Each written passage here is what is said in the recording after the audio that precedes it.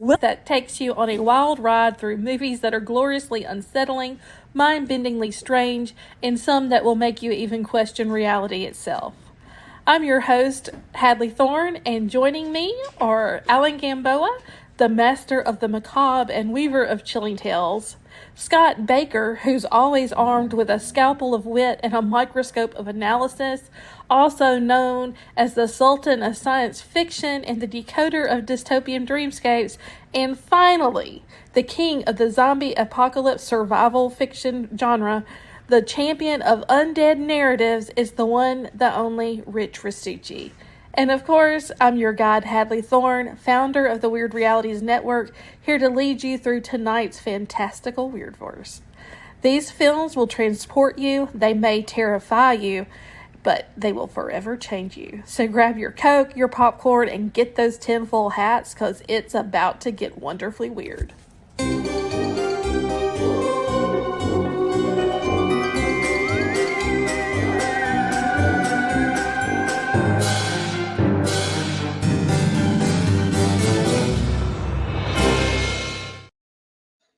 Well, happy 4th of July. 4th.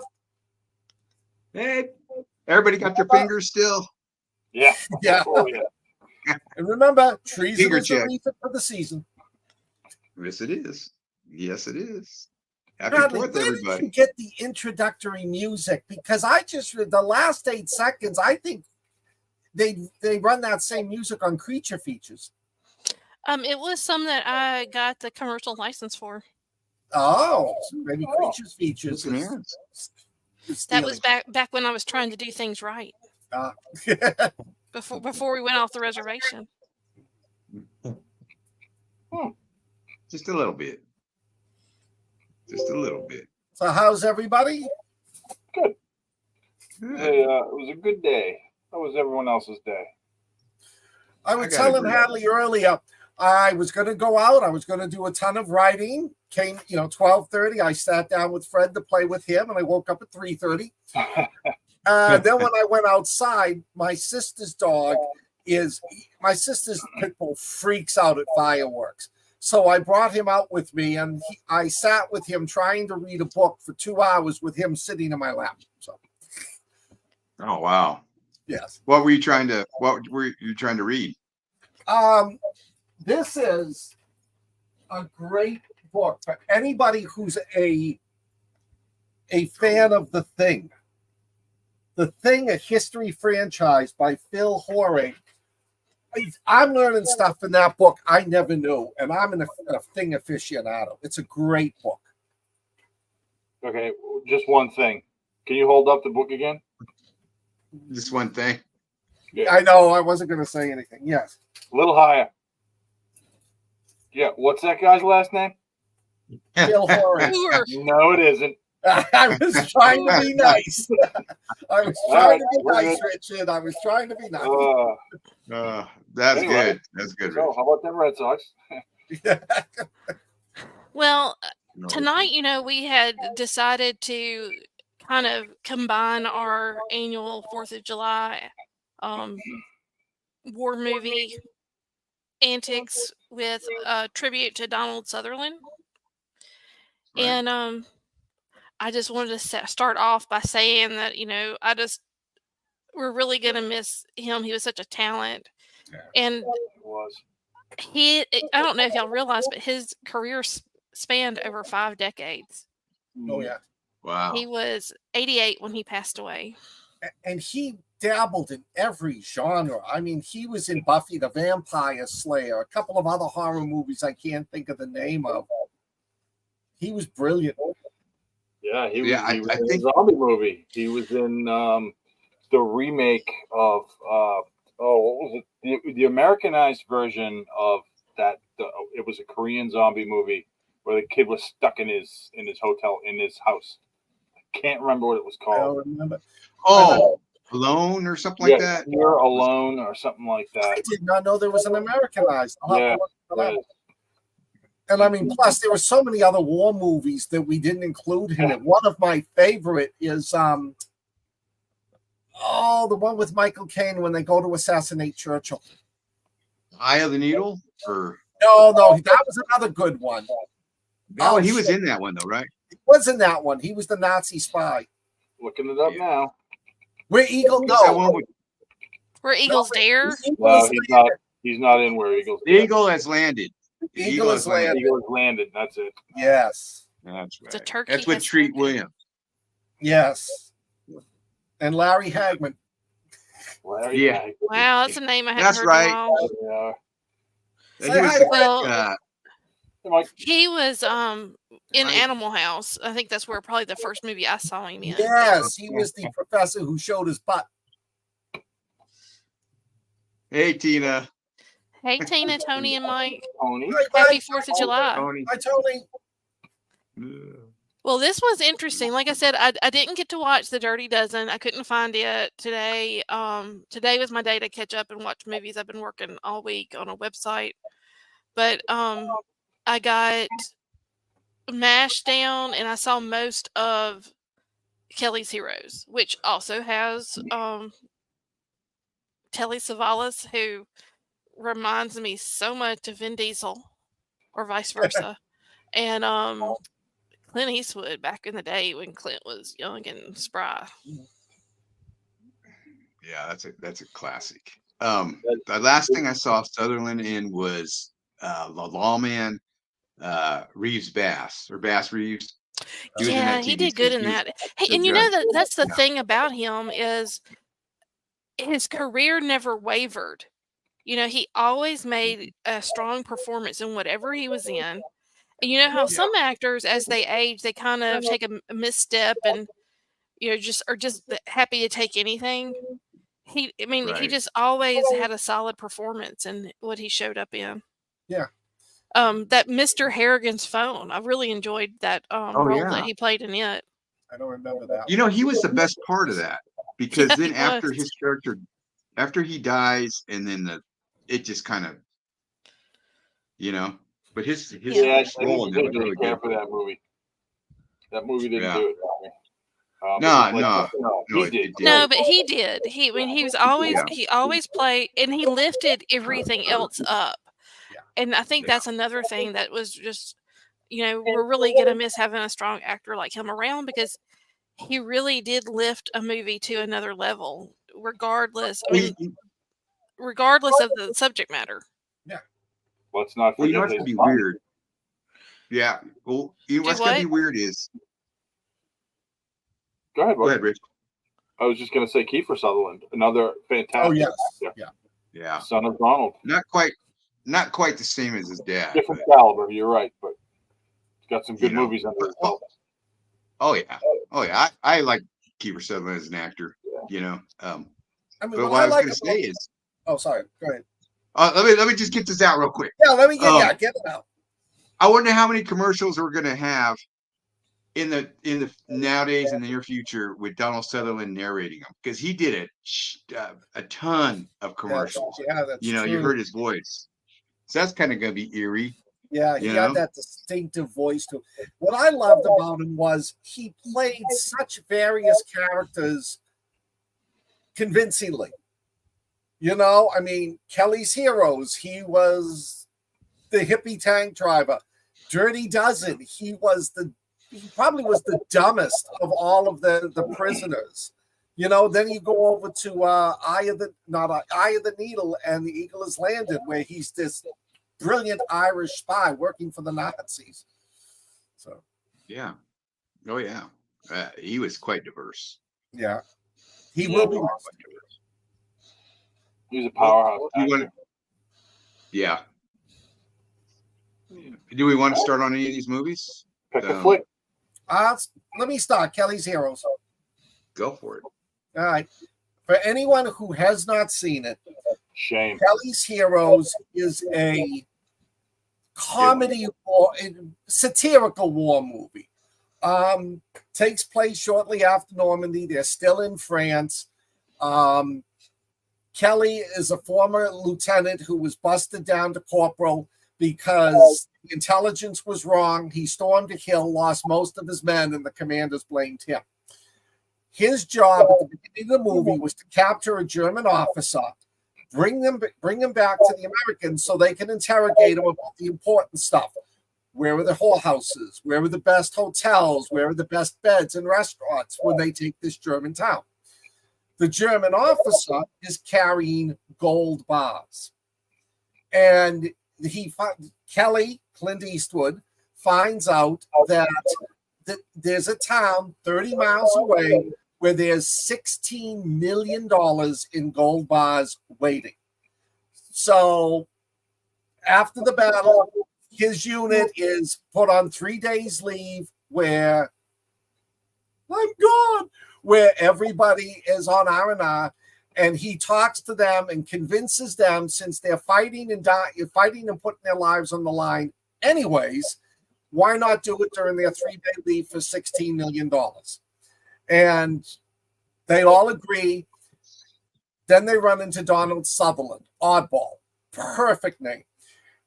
He's the commander of a 3-tank battalion, and he agrees to join them for a share of the $16 million. And I gotta tell you, this is one of my favorite war movies. Yes, because Donald Sutherland and his second in command, I can't think of the guy's name. He was Gavin McLeod. The whole tank crew are 1970s hippies. They talk like hippies. They think like hippies, but they're a riot. He's the best part of the whole movie. I mean, I think everybody watches it for him. The war scenes were well done. They kept in line with, unlike MASH, which I'll pick on later, they even went to the trouble of creating three tanks to look like Tiger tanks for the final battle scene. I mean, this movie was fairly realistic. The other thing I loved about this movie was it didn't beat you over the head, but watching it this time, it had that 1970s anti-establishment feel to it. The commanding officers were all idiots and morons, including the German commanding officer. They didn't trust, they don't trust anybody above them. It was, to me, it's one of the best movies. It's one of my top 10 movies. I watch this one every year. If you haven't seen it, watch it. The end is great. There's this one scene where they wind up having to they blow up a bridge. So Oddball decides he needs a new bridge. So he calls up a friend of his who's in the engineer department and asks for like 60 feet of Bailey Bridge. The guy's like, where am I going to get 60? Where am I going to find this? And Oddball's like, hey, don't give me that stuff. I can find 60 feet of bridge almost anywhere. So they wind up with like an entire brigade of engineers joining in to try to get huh? And the band. Oh, and the band, yeah. The band, yeah. Yeah. And then Oddball, he has shells in his tank that, fire paint. They shoot pretty colors. It's a classic movie. It is really good. It's not one of these World War II movies, even though it's very satirical and very fun, it is very brutal. The combat scenes, especially when the Tiger tank goes ape shit in town, are very well done. I mean, this is one of the more accurate war movies I've ever seen. I love this movie. I will watch this. I've loved this movie since I saw it with my old man since I was like about 10 years old. One of the best, to my opinion, Donald Sutherland's best performance. I agree. If you have not seen this movie, shame on you.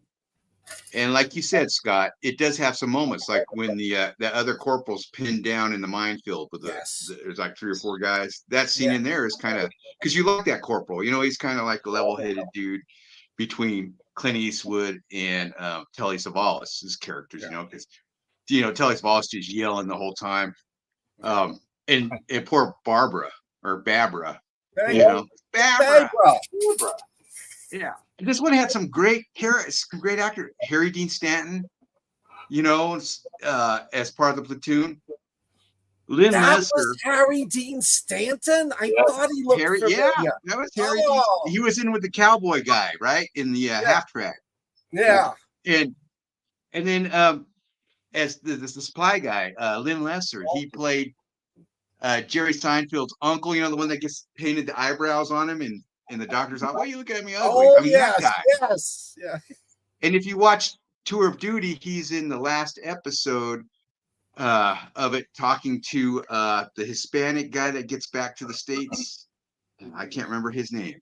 And I watched that series. Anyway, that guy's been around forever. That's me going off. Stuart Margolian, who was a great actor in the 70s, 80s. Gavin McCall. Carol O'Connor was in it. Yeah. And then Don Rickles. And they even this got is one of his best roles. And they even got that German actor, the Tiger Tank Commander. Yeah. He was pretty big in German films. Yeah. Oh, yeah. Yeah. I mean, you know, Don Rickles' crap game, man. He was great. You know, when they blow up that outhouse and turns the other soldier, kind of makes you smell. Kind of smells like, makes you kind of homesick or whatever. You know, I love that line. That was Harry Dean Stanton. The other, it was Cowboy was the other guy, and then Harry Dean Stanton was the one that got blown up with him in the. Yeah. I mean, it's a great movie. It's a long movie. You know, if you're looking for a short movie, it's a long movie because it's a heist movie. That's basically what it is. Yeah. You know, Clint Eastwood's leading the way to steal these golds, and all the commanders are following him because they think he's breaking through the front lines. And it's just, it works. I remember seeing this with my dad and loving it. And I watch it ever so often. And now I can watch it more. Well, I remember that one. I remember that one line with Carol O'Connor. This is Graves registration. We got a stake in his tooth. Oh, that's dedication. Oh, and Mulligan. When they're always on the phone to Mulligan, that is George Savalas. That's Telly Savalas' brother. Oh, so, okay. Yeah, and he was in Kojak. He played one of the detectives in Kojak when Telly Savalas had that Kojak show. You know, so I guess he's pretty true to his family. You know, and here's some weird. You probably know this, Scott. You probably know this, Rich. Hadley probably knows it too. I guess they were a National Guard unit. That's what they were. According to their patches and stuff, they were a National Guard unit. That even makes it more, you know, interesting. Good movie. If you haven't seen it, it's not, there's parts in it that are kind of sad, you know, just like any war movie. Yeah. But it's a comedy mainly. And like you said, Scott was saying it, you know, it's up the establishment. You watch it and it's an anti-establishment movie, like most in the late 60s, you know, 70s were. And it does have that 70s feel to it when you watch it now, you know, the just everything, you know, filmed in what, Yugoslavia, I think. Yeah. And John Landis had something to do with this, right? Did he write one of the writers, or I don't know. What was he? He worked on the set. He did. Yeah, John Landis worked on the set. And this is where he got the idea from for American Werewolf in London. Was working on Kelly's Heroes. I did not know that. Yeah, so I'm done. Oh, Mike said Invasion of Body Snatchers. We might need to touch on that tonight too. I'm done. Next. One thing, let me just jump in. When you were talking about the scene when the corporal and then was caught in the minefield, and I noticed that this time there was really they played up on that. I can say it. They played up on their deaths. It wasn't just, they're dead. I mean, they really stressed how the rest of the unit was affected by their comrades getting killed. You know, right. They were all friends. They were all friends. It makes you think maybe that was the first time they had suffered something like that. Maybe. You know, I don't know. So, much like you guys, this is top 10 for me. This film. I've been watching this film since I was a very small child. It came out 2 years after I was born. I was born in '68. This came out in 1970. It's got everything that you want in a war movie, and then it's got everything you want in a comedic movie. And the way they melded the two together, that marriage was just fantastic. And like you both said, Alan, you said it was funny. Scott, you said it. I mean, Alan, you said there was some sad parts, and there really are. And Scott, that one that you just mentioned with them in the minefield, that was pretty rough. Yeah, you know, it was war. It's war. But to me, God help me for saying this, I'll probably get some backlash on this.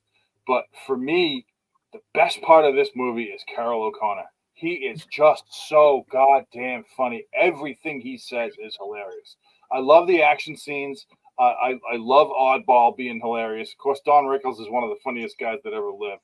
But Carroll O'Connor, excuse me, every scene he's in, he steals. He just takes it away. And even when he got to bring me my uniform, it was fantastic. Just the way he did that was great. And the fact that they're listening. So he's a general. Carroll O'Connor is a general, and they're listening to this heist go on. And they think it's actual war, and they're like, "Oh my God, they're breaking through! We got the game on!" So well done, so well played.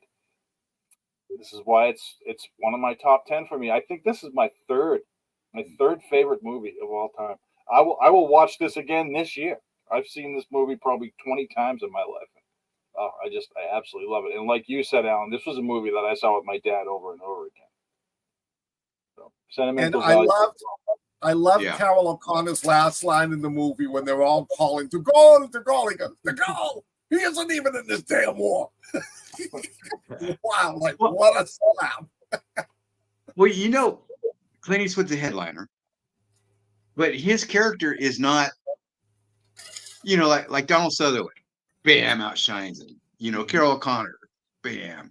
Don Rickles, Telly Savalas, of course, yelling at everybody. And he's just kind of he's the glue, but his character is just kind of, Kelly's cool, but the other guy's characters were more, it was Clint Eastwood, I agree. That's all I got to say to that. Hadley? Well, I did think it was interesting how many of the characters had bigger roles. In most movies modern movies that you see, you don't have that many characters with valid roles. Maybe 5 or 6, but not more than that. And so it was interesting to me to see that it went outside of that group and it really incorporated like real personalities. Yeah, definitely. So I don't have much to say. I know I've seen this movie probably 1,000 times because I can remember watching it or it being on at my papa's house when I was little, but it's still, it's just not my genre. So today, like I said, I watched the beginning like 3 times as it kept resetting. So I don't really know how it ends. I did make it to the part where they're in the minefield. So, but I don't know what happened after that. Well, that is a shame. Sorry that happened to you. And we're not going to let you know whether they get the money or not. Yeah. You have to watch the whole thing. Well, I want to say that there's been a number of movies that have been made since, like in the last 20 years, that they must have used this movie as a recipe for their plot. Heist flicks, for sure. Yeah. Well, not just heist, but like war heist, like that movie with George Clooney, The Three Kings. Yeah. Army of the Dead. Do what? Army of the Dead. Yeah. Well, yeah, Army of the Dead. Yeah. It had a little worse ending though than Achilles' Heroes does. Completely different films. And that's funny because a lot of those movies they made in that era were downbeat. The ending was downbeat. You had the anti-hero, but the anti-hero didn't always win. And this movie has an upbeat ending. Yeah.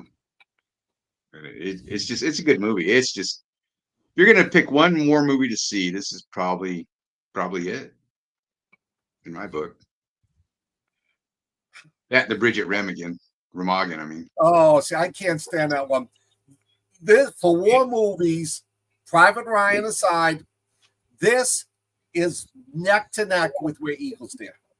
So that's also top 5. Yes. Yeah. I mean, the espionage and intrigue in that.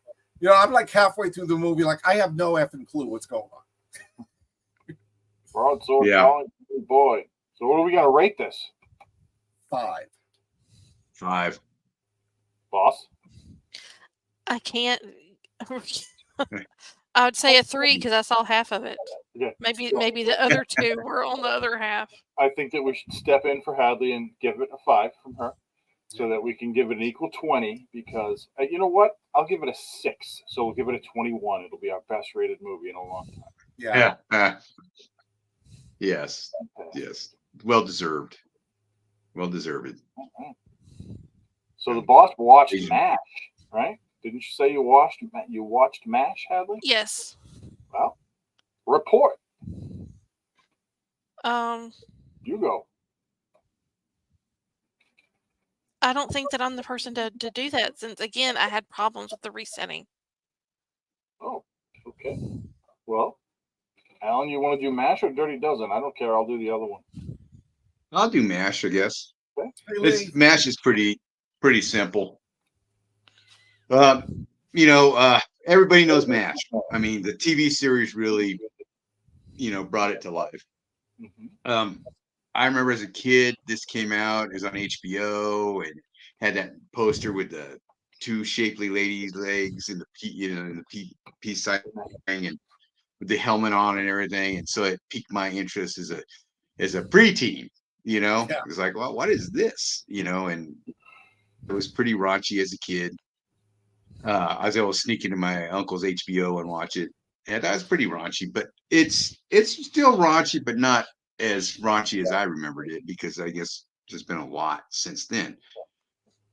This takes place in Korea, MASH unit, during the Korean War. Elliot Gould and Donald Sutherland are Trapper John and Hawkeye. They do, basically it follows a lot of this. If you watch the series, you've got Frank Burns, who's kind of the foil, stick in the mud officer. Hot Lips Houlihan, who's a stick in the mud but loosens up. And then you have Colonel Blake, who is, wants to be blissfully ignorant of everything that's going on around him because he doesn't have to deal with it. He just wants to get this stuff done. And you have Radar O'Reilly, played by Gary Berghoff, who played it in the series. There's no Corporal Klinger in this, but there is a dentist who thinks he may have some issues in it, played by character actor John Schuck, who was great in comedies. I think he had a comedy where he played a robot cop or something. I remember that when I was a kid. I forgot the name of it. Anyway, it just follows these. Well, and Tom Skerritt's in this movie, which I totally forgot. Tom Skerritt from Alien. He plays Duke. He plays Duke Forrest, and he has almost an equal amount of time as his character as Hawkeye and Trapper, and he does great. He's great because he's kind of the cool comedic, ladies' man type of guy. Where Trapper John and they're both, they're great characters, but they're not as kind of cool as Tom Skerritt is. He's anyway. It's a great flick. It's basically an anti-Vietnam flick. Yeah. There's a little bit of raunchiness in it. Most of it's a little. Well, I mean, it's not as raunchy as I remembered it when I was a kid. I mean, you watch Porky's, and Porky's is raunchier than this movie. Oh yeah. But didn't Porky's come later? Oh yeah. Yeah. Oh yeah. Yeah, it did. But I'm just saying, it's not as raunchy for the time. But nowadays, it's kind of tame that way. No, there's a lot. Nowadays, this movie couldn't get made. Yes. Well, they'd have to change some of it up. Yeah, you have to change some of the storyline. Yes, definitely, especially with the dentist who thinks he's, not quite the man he should be. Because people. Well, the football player. Yeah, the whole scene when he pissed off the football player. Oh yeah. Well, you can't say those words anymore, apparently. Yeah. But yeah, you missed Kelly's Heroes, Lee. Sorry. It's a fun. It's still a good movie. It's still funny. Elliot Gould, Donald Sutherland play off great. In fact, they made 2 other movies after this together. I like this movie. I like it better than I did when I was a kid, because as a kid I was just looking for the salacious value of it, and now now it's more of the what's going on in it. The theme to this, some of you probably know the trivia on this, is Robert Altman, the director.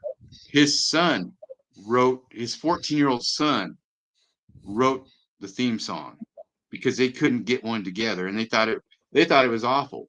Well, he made like less than $100,000 directing this. Altman did. His 14-year-old son, over all this time, because it's they incorporated it into the TV series, has made over $2 million on this theme song that they hated. Wow. Because he gets all those royalty checks. Wow. So, I mean, that guy's probably our age right now, and he's at least had $2 million in the bank at one time, or close to it. He's still making it, because as long as it's in being circulated, he gets paid every time it plays. And they hated that song, and man, he's made a fortune off it. And you have Renee Auberjonois. Is that how you pronounce his last name? From Star Trek. As the Father Mulcahy. As the Father Mulcahy. Thank you. He was great. I recommend you watch this, especially Donald Sutherland is great. He actually plays a good Hawkeye. He really does. I'm surprised. And Elliot Gould is golden. So what do you guys think? Well, so I've seen this movie probably 3 or 4 times. And this time, there were some really funny scenes, and there was some shit that it was kind of like Animal House prank stuff that was fantastic. And the way that, Elliot Gould and Tom Skerritt and Donald Sutherland they don't give a shit about the army or discipline or rules or anything, because they're not soldiers. I mean, they were drafted as surgeons, so they don't care. And some of the stuff they do is really funny, but it was kind of slow for me this time. And I hate saying that, because this is another one of those movies that I haven't seen in a while, but I really, really did enjoy when I was younger. And now it's just kind of a chore to get through. It's a movie that I don't think I'm going to watch again. And that makes me sad, because like I said, I used to really love that movie. There's a couple of really great scenes when Sally Kellerman and Robert Duvall are having sex. They sneak a microphone in there, and then they blast it to the whole camp. That was hilarious. That was actually really funny. And then there's another scene where Sally Kellerman's taking a shower, and they set up like this viewing area, and then they lift up the side of the tent, so you see her completely naked, but just for a second. And it was just great. And that's like the kind of pranky, funny shit that you would see in Animal House, that type of thing. Another Donald Sutherland movie. But again, it was kind of slow. There were a lot of things that I would like to have seen better, done a little better. But then you fall back to like the scene with the golf clubs when they went to Tokyo. That was just kind of funny that they were just tearing on the people.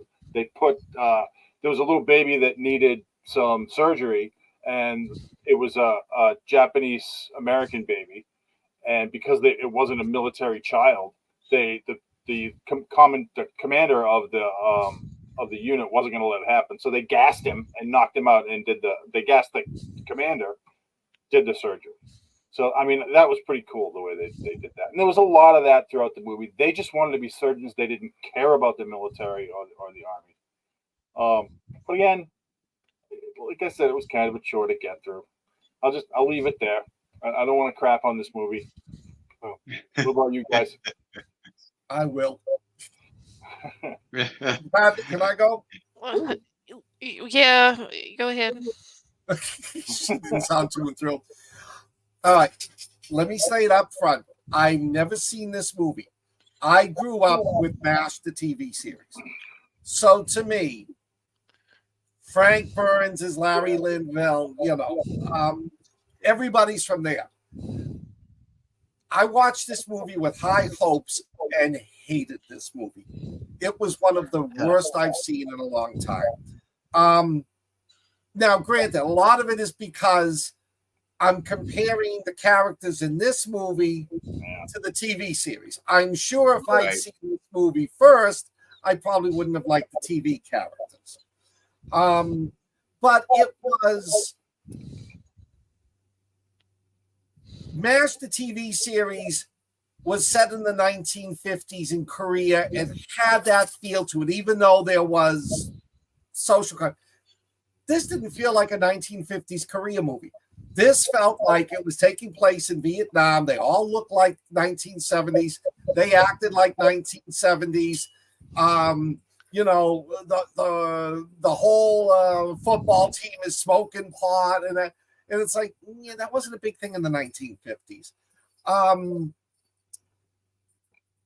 The only actor I really enjoyed in this was Rene Auger-Benoit. You know, because his characterization was more like Father Mulcahy than anyone else. Yeah. You know, and then I'm like, why are we watching 20 minutes of a friggin' football game at the end of this? What's the rationale? What's the reason behind this? You know, yeah, the jokes they pulled were funny on poor Sally Kellerman, which, you know, they did the same with Frank Burns and Hot Lips. I just didn't like the way they acted in the hospital, you know, when they went to Japan. Yeah, okay, you knocked the doctor out, he's an addict, but why go after the poor woman at the front desk? She's not an officer. So, see, to me, that was like out of their character to them, you know? I mean, I understand they were, you know, they weren't military, they were drafted. There wasn't much they could really do for them except ship them home, which is what they wanted in the first place. I just didn't like this movie. Probably my least favorite Donald Sutherland movie. I will never watch this again. Is it my turn? It is. Yes. Okay, so Fred. This movie is best left in the past. Overall, it is the sense of humor that worked in the 70s when it was released, I'm guessing, or the 60s when it was released, does not work in the 2024s at all. I could, because of my age, I'm in an age where I can appreciate the humor because I grew up with it. But at the same time, when I'm watching it now, I was like, that poor woman, they're just harassing her. You know, it wasn't funny. These people were horrible. You know, they've ruined her work ethic. You know, her nurses aren't respecting her anymore because of the way they're treating her. They're sexually harassing her every day. You know, it's really, and then when Frank Burns tries to, which, you know, I love me some Robert Duvall, but when he tries to stand up for her, he's the bad guy, you know? And it just, I mean, like I said, you're supposed to like these fun guys, these fun frat boy doctors, but they're assholes. Well, I feel like an asshole review. Well, I mean, I like I said, I can appreciate it from, you know, that's kind of the sense of humor that we were raised on, or I was raised on, because I mean, this came out what year? Oh, 1970? Yeah. I wasn't even born yet, so there you go. So, like I said, I can see the humor in it and the attempt, and I can remember it being funny, but looking at it through my eyes today, it's not really, like I said, they're kind of jerks. I mean, they talk that one lady into having sex when she's going home to her husband, you know, with the guy. She's been having sex, but she's been having sex with Hawkeye all through it. Yeah, but he wasn't going to try and talk her into having sex with him. But can you have sex with this other guy? I mean, really, that's just shitty. I know. We'll get my swear jar out. Where's Craig? He's gonna call me on it. But it was just like I said. It was not really that funny anymore. The humor isn't there for today's market. It could, and then I'm not. Oh my God, I can't forgetting this. When they have the African American doctor that's going to come, and he was a football player. Yeah. I mean, that was so racist and so. I just couldn't believe they were saying it, and it came out of Tom Skerritt's mouth, out of all people, and I was just sitting there going, I mean, you could no. That wasn't funny. It wasn't necessary. And sorry, my animals are going crazy with the fireworks. So somebody's tore something down, the baby gate or something. But yeah, so this movie did not hold up for me. It was I don't know. I can't. I might give it a -1 tonight. That's just kind of yeah. And it wasn't a bad movie. I mean, it had its place, and I loved MASH. I remember watching MASH growing up, but this was just they recorded this woman having sex. They take it in there and put it on a microphone, and this is their new head nurse, right? Am I right? Yes. Yeah. So you've got the new head nurse being recorded having sex, blasted throughout the entire camp against her consent. I mean, there's so many. They're breaking so many laws. They Not just at didn't that care. time, though. Not at that time. No, not at that time. But still, like I said, today you could, and I got nothing else to say. And yeah, the movie did not have my favorite MASH character, Colonel Flagg of the CIA. And I don't know why I knew that guy. There were too many of him in my agency. I don't know why they didn't have Duke Forrest in the series. That would have been good, at least as a reoccurring character or something. Pulled in a Duke Forrest. But I got to step away for a minute. I think they knocked the fan down, so I'm going to go set it back up. But my score on this is going to be a 1. 1. So. Okay. What about you, Rich? I'll give it a 2.5. It has some sentimental value, and I mean, Hadley makes some good points. You'd never be able to make this movie today with the way it was portrayed, I guess. So I'll give it 2.5. Scott? 2. 2. Yeah, I mean, and that's because it's a lot of great actors in it. Some that weren't going to be popular until years in the future, but there were some funny jokes in it. I disagree with Hadley. I thought that was the best joke when they got Frank and her back by filming the religiously righteous Frank Burns. Well, one thing is, she was a bitch. When she got there, she was a bitch. Yeah. So, I mean, I guess that's no excuse for sexual harassment, but still, it was a different era then than it is now. I agree with the sexual harassment afterwards, but putting the microphone in there and exposing them doing what they shouldn't be doing is not sexual harassment. Of course, this is why I'm the bane of HR. So. Now, what were you saying? Because I'm sure we're going to argue. No, I'll give it a 3. I'm going to give it a 3, especially because of the cast. Rich gave it a 2.5. I gave it a 2 because of the jokes. Alan gave it a 3, but I said the only thing I disagree with you is I thought the scene when they were taping her and Frank wasn't sexual harassment because they were consensual, just But after that, when they were harassing her all the time, yeah, I disagreed with that. Well, I mean, and I see what you're saying, but still, those were work colleagues that did that to her. Keep that in mind. Yes. Those are work colleagues. Work colleagues that she tried to get in trouble. So that doesn't make it right, though. No, I didn't say that. I mean, but right. the simple fact is, you're supposed to, as the fan, as watching the movie, you're supposed to think that she's a bitch and that this is their revenge.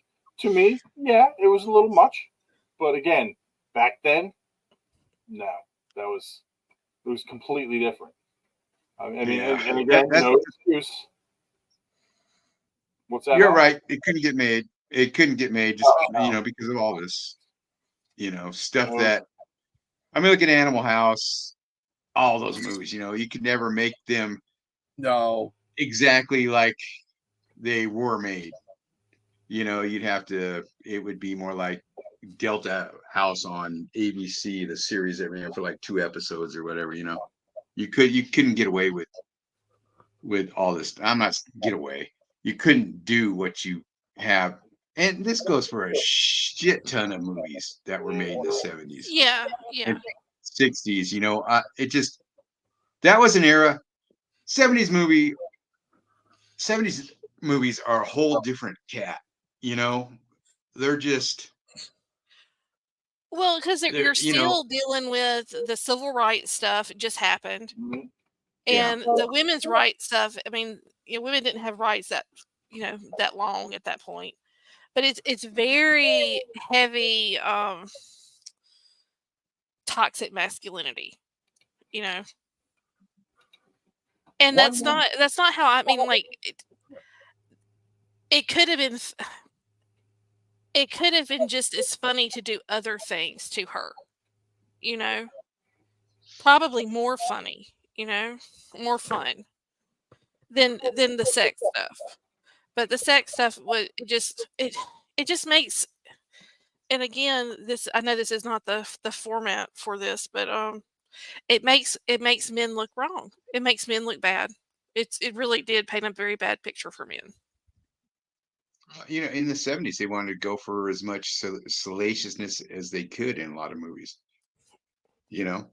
It's like Netflix right now. Hey, we can show whatever we want. House of Dragons. I just saw something I didn't want to see the other night. Anyway, we'll get to that later. But so you're 1, you're 2.5, Scott's a 2, and I'm a 3 on this. So let's move on to Dirty Dozen then. It doesn't have before we go, I'm just going to say, don't watch this movie. If you saw it when you were young and you have fond memories of it, don't watch it. Oh, MASH. Yeah, MASH. MASH. Yeah. That's my 4 cents worth on that. But Alrighty. Yeah, so we're going to which one now? Dirty Dozen. Dirty Dozen. I did not see this one. Like I said, I'm sure I saw it when I was a child, but I did not get to see it this go round. So. All right, another war movie with Donald Sutherland. Lee Marvin gets tasked by British intelligence to go to Rennes, something like that, a place in France, and kill a bunch of German high command, such that they can't. It's prior to D-Day. They're going to go kill all these German high echelon people, and unfortunately some of their wives, to slow down, communications, logistics, supply, all that stuff for D-Day, so it's that they can, land in Normandy and have a merry day. Lee Marvin is tasked to get a bunch of criminals, and some of them are like Telly Savalas, very bad guy in this movie. He's supposed to get these criminals, go over there, and if they get killed, hey, what the hell? They're criminals. Kind of like Suicide Squad. Same premise. Wonder where Suicide Squad got it, huh? Yeah. So they saddle them up. They go over there. They do what they got to do. And Telly Savalas kind of wrecks it because he is an absolute utter psychopath, and he likes killing people. He's a rapist. Donald Sutherland plays this kind of dumbass, I guess. He's kind of a nerd, little weird dumbass guy. I can't remember what his crime was, but I mean, Jim Brown's in it. It's a good flick. We're running out of time, so I don't want to take up too much time on this. This was another movie that I had watched with my dad when I was a kid, and I really, really liked this movie, and I still do. I think it held up. I think it was pretty good. There were again, the Telly Savalas character was really grated on me because he did a great job. I mean, you look at him as Big Joe in Kelly's Heroes. Yeah. He's the hero. He's a big tough guy hero, and in this movie, he's batshit crazy, and he doesn't care who dies as long as he gets what he wants. And I mean, I could go on how good Telly Savalas was in both of those movies forever. Yeah. But I guess I'll kind of leave it there and let you guys go. But like I said, we're running out of time, so go for it. What did you guys think? Scott? All right, I'll jump in. I love it. It's a great movie. It's an action film. There's, it's not really realistic. It's sort of an action espionage film. I watched it on television. It was always 2 parts. So, like, one night they'd go right up to the scene where the I can't think of the actor, but the asshole general wants to get them all thrown out. No, the other one. Remember Lee Marvin says to Ernest Borgnine during the war games, I will take his command. My unit will take his command, and if we don't, then they all go back to jail. And Ernest Borgnine was like, I want to see that. That scene is brilliant, how they figure out winning the war game. But the war itself, the battle itself is great. I mean, this has got a great cast. I looked it up. I mean, there was Lee Marvin, Charles Bronson, John Cassavetes, Clint Walker, Jim Brown, Richard Jekyll. I mean, this was great. The battle scenes when the shit hits the fan at the Castle and Wrens is great. Not everybody's going to make it from this movie, and you know that going into it. It's just fun to see who wins, who does, and everyone who dies has a good death. Except the one guy that was practically no name that died in the parachuting accident at the beginning. Trini Lopez. Yeah. But I mean, everyone who dies has a good, memorable death to it. I like this movie. I didn't watch it this time, but this is in my top 20 war movies. It's a great flick. It spawned a bunch of sequels, a bunch of TV made movies. You look them up. There's a bunch. There's a bunch of movies that are, this spawned, like you said, Suicide Squad. It spawned that comic. I'm sure it did. Someone's like, hey, let's do a Dirty Dozen of superhero, anti-superheroes, and I'm sure that was on their mind. I'm sure they were a kid and watched this. It's great. Cast is great. Clint Walker, big time hero actor in the 60s and stuff, played against type in this. It's a good flick. I recommend it. I love it. Kathy? I plead the fifth. I did not see this. I will defer to my co-host and say I will watch it, but I did not get to watch it today. All right. What do we give it, boys? 4.75. All right. Big Dog? Solid 4. Solid 4. I'll give it a 4 as well. It's another one of those films that I sentimental value. I watch with my dad. And like Scott said, so many great deaths in this. And everybody was a hero. They went from, criminal to hero. Almost everybody. Yeah, well. Good. But, even Telly Savalas bought it brilliantly. Yeah. Yeah. All right, boss, we got your show. Well, we got 6 minutes. Can we do it in 6? Yeah. Okay, so Hot D. And it was all about the Hot D this episode, wasn't it? If you're watching, you know what I'm saying. But yeah, they're setting up. I'm really eager to see next week or this week, whatever. I thought today was Saturday all day long, so y'all have to forgive me. I can't wait to see the next episode because I feel like there's going to be some battles, and it's going to be good, and I can't wait.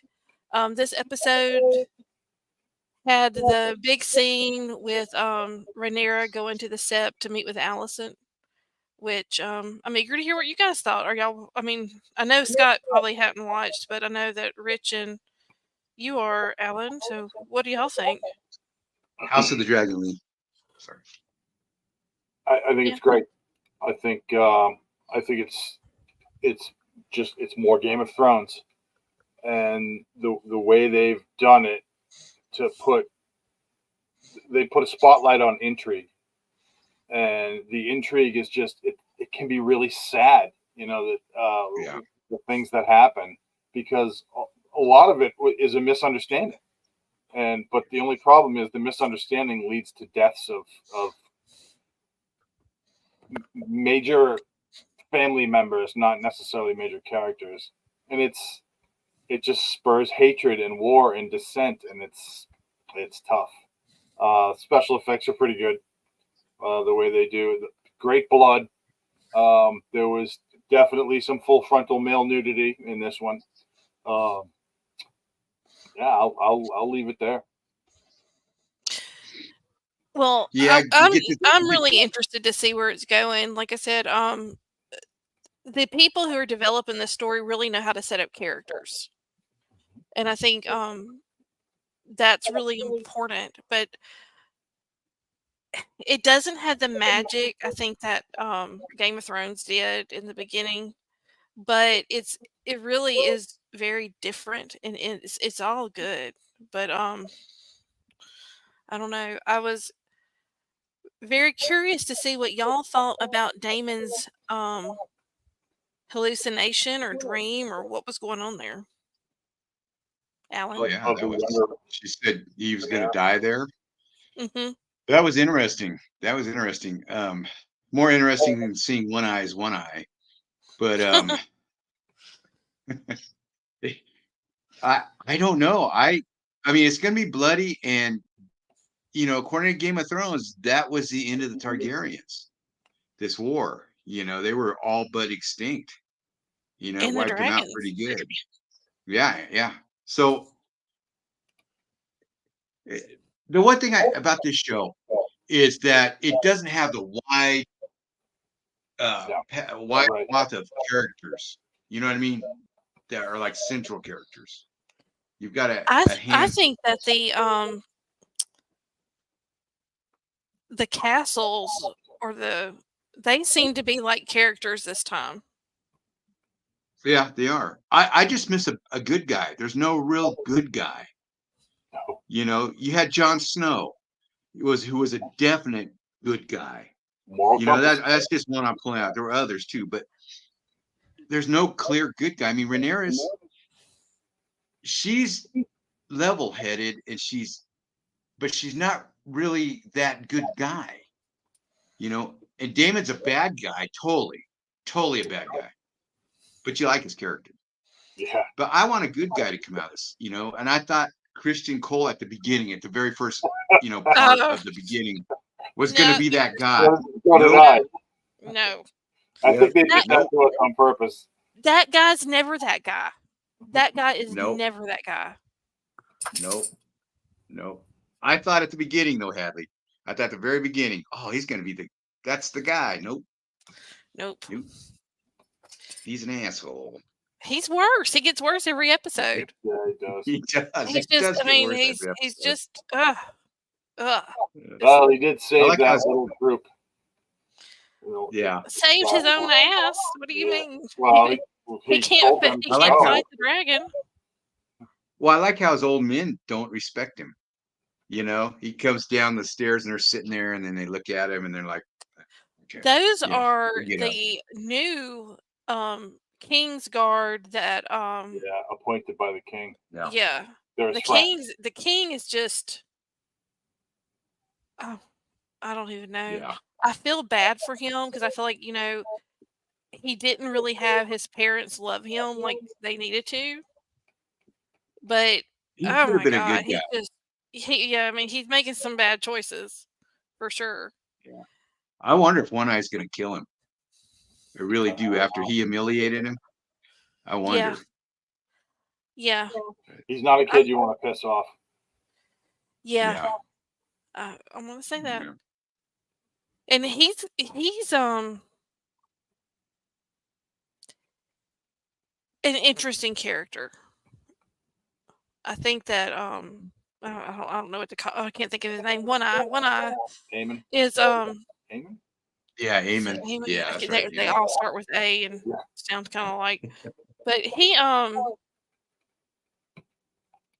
it's going to be interesting to see what happens with him because I think he would have been a better king, and I think he knows he would be a better king. So I'm not sure why he didn't kind of intervene before the inauguration. Is it the inauguration? Yeah. Whatever. But yeah. My favorite characters are what is her name? The queen who never was. Oh yeah. Her aunt or whatever. Yeah. Her and her husband I really like, and of course I think everybody likes that little crazy girl. Yeah. Very good actor. The spiders. Real quick, I like how we're out where they're talking in the set about how it started, and Allison finally says if he hadn't taken the eye, or no, the aunt. She's talking to the aunt. That's right. And if you hadn't taken the eye as the last thing towards the steps towards war, so the eye taking was the first thing that started all this. I like how she brought that out. Not just that Eamon killed her son, but her son took Eamon's eye, and that kind of was the steps. But they were kids, and that wasn't. Oh yeah, that wasn't maliciously done. No, but it was. They got in a fight. Eamon. Yeah, it was. Well, one of the things that I'm really interested in is we hear about the blood of the dragon runs in their veins. Well, what exactly does that mean? Because I'm not really seeing that in anyone but Daemon. Yeah. The rest of them all kind of seem surprised. Oh. But I'm very interested in this Witch of Harrenhal. I've heard on the boards and all that could be Melisandre, and I've heard that it could be that other red priestess that was in Game of Thrones. Oh so yeah. I'm interested to see, and I'm interested to see what's going to happen with the dragon seeds. Yeah. That's what I'm really I think that's probably what I'm really looking forward to is the dragon seed stuff. And I mean, I always like seeing the dragons. Maybe they get lost, and we don't see them for another 100 years or so. The dragon seeds? Yes. The bastards of the Targaryen Empire. But we've seen 2 of them so far. Well, I'm talking about you're talking about the eggs, right? No. They call the Targaryen bastards. Oh, the dragon. I thought you were talking about eggs. No, I think you're probably confused because I said I do want to see more dragons. Yeah, I like seeing what was I can't think of her name. I don't know her name either, but I know who you mean. What was the dragon's name? It wasn't Sea Smoke. It was the. I can't remember. I can't remember. Well, I'm interested to see all of them. Watch this. You really need to watch this, Scott. So we don't have to look at your sad face. I'm not sad. I'm listening, but I'm also trying not to listen because when I do watch it, you're gonna binge watch it. You need to binge watch it now. All your little kids in school. There's only one season. Yeah, there's only one season, and then this one. Yeah. Maybe I'll binge watch it. They won't take long. They're not that long. They're good. I mean, it's really good. I have a certain hate for Kristen Cole and Yeah.